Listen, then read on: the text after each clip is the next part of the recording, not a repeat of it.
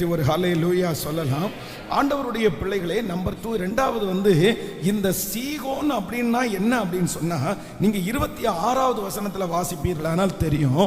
26வது வசனத்தை கூட வாசிக்கலாம்.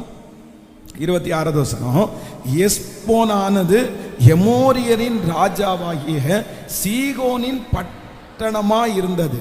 அவன் மோவாபியரின் முந்தின ராஜாவுக்கு விரோதமாய் யுத்தம் பண்ணி அர்னோன் வரைக்கும் இருந்த அவனுடைய தேசத்தை எல்லாம் அவன் கையில் இருந்து பறித்து கொண்டான். அப்படின்னா இந்த சீகோன் அப்படின்ற இந்த ஸ்பிரிட் என்ன ஸ்பிரிட் அப்படின்னு சொன்னா, இவங்க பறித்து கொள்ளுகிற கூட்டம். இவங்க பறித்து கொள்வாங்க அப்படின்னா, இவங்க நல்லா பண்ணி வச்சிருக்கிறத போய் ஏமாத்தி புடுங்கிட்டு வர்றது, அவங்கள்ட்ட இருந்து எடுத்துட்டு வந்துடுறது. அப்போ ஒரு தேவனுடைய பிள்ளை இரண்டாவது நம்ம ஜெயிக்க வேண்டிய ஒரு டீம் என்ன அப்படின்னா, கர்த்தர் ஜெயிக்க பண்ணுவேன் என்று வாக்கு கொடுக்கிற ஒரு கூட்டம் என்ன அப்படின்னா, நான் மோசையோடு இருந்தது போல உன்னோடும் கூட இருப்பேன்.